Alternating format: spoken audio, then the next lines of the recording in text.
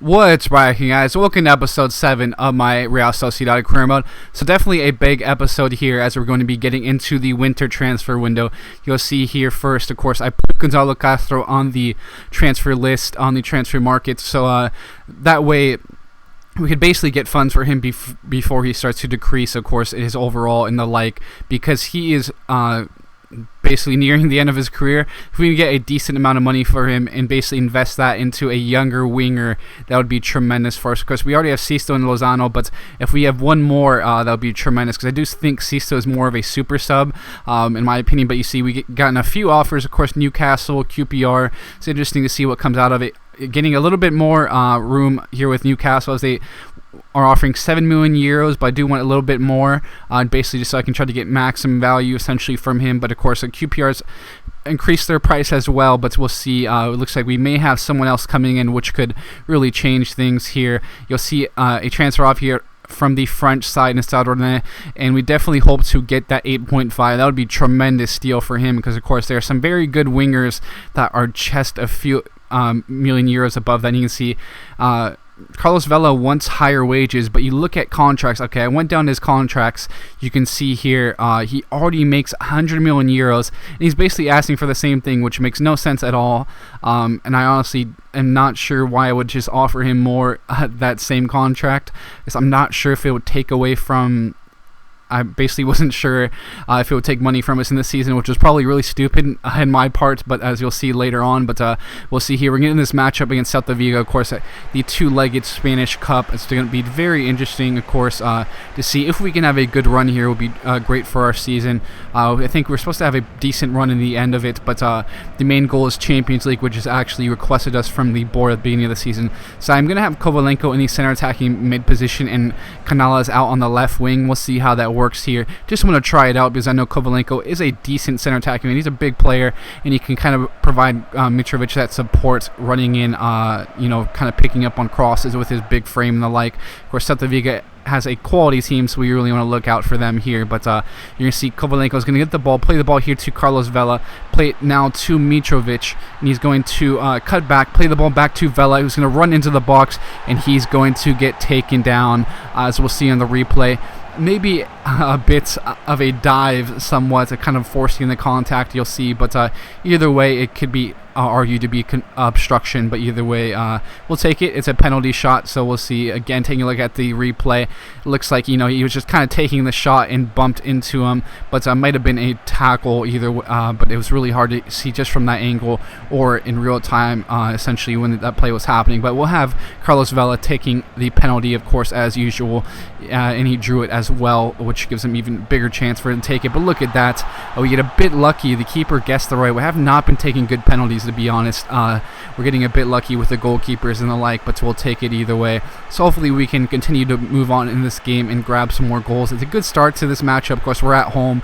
We would like to win this one in decent fashion. Maybe a 2-goal lead would be nice here to take into the away leg, and also a clean sheet. But we'll see what happens here as they push forward. Going to play the ball back out wide to Orellana and cut the ball back in. We're going to have a chance, it looks like, on this quick counter back to Carlos Vela. He's going to cut back in, take a shot, but just cannot get proper contact. Probably should have tried to finesse that instead of going with the power. But either way, Elustondo will put in this corner kick. It's going to fall to Mikel Gonzalez, and he's going to head that wide. But some good chances, but either way, they're going to come back pretty hard here is Celta Vigo, as they're going to come down the wing, cut the ball back here, and just some great passing play, as it looks like just they're going to hit that short post, essentially. I do not know what I was doing tackling so early, as that was definitely some nice play, but it probably could have been prevented, that goal, both by good goalkeeping and better defending. But I mean, there's nothing you can do about short post, it seems. He actually covered it fairly well, I have to say, but he still scored on that tight angle. But either way, we're going to have to try to come back, and I would really like to win this game. But either way, Elustondo is going to have a shot right here. Look at that, and that goes chest wide. Decent chance from Elustondo there, but unfortunately cannot make much of it either way. Cannot put that on frame, but they're going to come back in the second half. A lot of space, unfortunately. Some very good play, but they're going to finish that and go up 2-1. Of course, this is the home leg for us, so this is not good, giving up 2 goals here. So we do not want that to happen. Really, this is a very bad start to the Spanish Cup tie here. So hopefully we can bounce back. Of course, Fabian Orellana is a good player, and we cannot, unfortunately, come back after that. We cannot make anything happen. Very tough matchup, but either way, we'll get back in the transfer business here. 7.5 million euros for Newcastle. I think we did accept the offer here, as we did have another offer as well, it looked like, but either way, I did not accept. My bad. I'm sorry. This has been a long episode already, but 8 million euros, and we're going to counter with that. We're going to counter again to this QPR deal here, so we'll see what happens here with that. But despite that, actually, you'll see this big offer, from Stade Rennais was accepted. Of course, we counter with that number there, 8.5, so we'll take it. That's a very big number for a basically aging winger, so we'll take that and reinvest that into most likely Bruma. We'll see what happens, but you'll see here, of course, against Celta Vigo, coming out with this lineup here. Definitely have to look out for Orellana, who caused a lot of problems in the previous matchup, and Hernandez is a pretty good midfielder as well, so we'll see how this one goes. Nolito has caused some problems in the past as well, but we actually have to have some changes in the lineup, because I believe it was Granero picked up a knock, so Vergara is going to step in. Elustondo is going to step in the center back, and of course we did have some problems at center back as well with Mikel Gonzalez, but we are going to pick off the ball right here. Canales does a good job winning that. He's going to come down the wing, have some space here. Good touch, good play, cut back with that fake shot, send this ball into Mitrovic. He's going to have the keeper going crazy looking for that ball there, and we do score. So either way, that's a great response, here coming into this away leg. We do need another goal, so hopefully we can grab it here. We have plenty of time, a huge way to start this match. Of course, Mitrovic getting on the board there. Nice to see him starting to contribute more and more. Of course, the young center forward, but we send this ball to Vela, and what a from Vela to Mitrovic, and what a finish from him. So you can see Mitrovic has been so dangerous in there, and of course I cross a lot essentially if you watch both of my career modes, so sorry if you're not big on that, but that just seems to be what works on default for the most part for me on Legendary, so we'll see how this goes. But Vergara is going to give a lot of space here to Vela. He's going to cut the ball back here to Vergara. He's going to have some space, but unfortunately he gets depossessed, and we did have a shot on goal. But either way, we're looking pretty solid in this game so far. However, they're going to come back with a chance here, and a nice bit of save and a nice clearance there to keep things at a 2-0 lead for us. So going to come down here. Of course, Gonzalo Castro is going to have some space, play the ball to Canales. The ball is going to fall back here, but unfortunately you'll see Canales was hurt here on this play. It's sad because he's had a tremendous season so far, I have to say. So hopefully we can bounce back, as we did bring on Xabi Prieto there. Of course, nice to have the captain, the veteran presence on our team to come in. So hopefully he can step up with this injury and help us keep this lead. But they are going to come back pretty hard here. The ball is going to fall back out wide to Nolito. He's going to send this cross in, and look at this chance. Good save there from Rulli to keep that out wide. But it looks like we'll have another chance here. Mitrovic does a good job holding up play, but Sista, look at him. That move there, what gorgeous. But look at how agile he is. He just has to finish it, and he cannot. Unfortunately, try to go short post, but the one time the keepers cover the short post well is after a tremendous run from Sisto. So unfortunately he cannot finish that, but either way we come through with the Spanish Cup tie with a win that puts us through, so we will definitely take that. That's huge from us to go through. Of course, big thanks to the head of Mitrovic there, but of course it is official now with Gonzalo Castro going to Stade Rennais, so we're going to look for of course another winger coming up. We'll see how things go. You can see I did look for other players from Torino, Bruno Perez, but could not bring him in. So we'll see. Diarra, we're going to accept a loan for that young player to get him out on loan. Of course, free up a bit of wages, but you can see Canales is going to him out for quite a while. But thankfully, there is some space in between games, and of course, we also have Xabi Prieto. So we are going to inquire about Bruma again. He has 17.5 million listed, but I think we could probably try to get him for less. So we'll see what happens as we try to bring him into our squad, have him contribute. So you can see again, it's the same inquiry, but we're going to try to bring it down. I've noticed sometimes when you inquire twice, you can get them for a bit cheaper. So now we're going to counter offer for 11.5, which I think is a decent price for him. I know the price that Sociedad has offered, and I believe was accepted as quite a good price. I believe it was 8 million euros or something like that, and everybody was saying that's an absolute steal. So even then, 11 million would be pretty solid for him. So you're going to see we're going to have the youngster Irving Lozano, of course, the young Mexican left mid / winger, who I definitely think can contribute well as he has a spot start here for Gonzalo Castro. But definitely going to look out for Vallecano. Manucho is definitely good up top, has a lot of strength to him, but you'll see here they're going to cause some problems already. The ball is played through, tried to stop that, and great save and a great clearance, thankfully, to keep things level early in this matchup. You'll see ball's going to be played here to Pizarro. He's going to have a shot at it.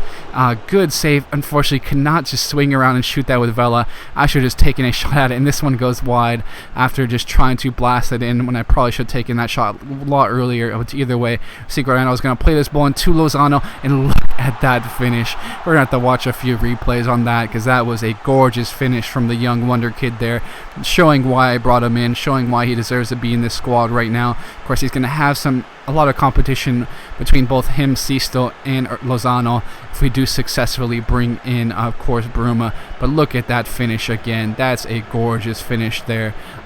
What a goal to get this match going.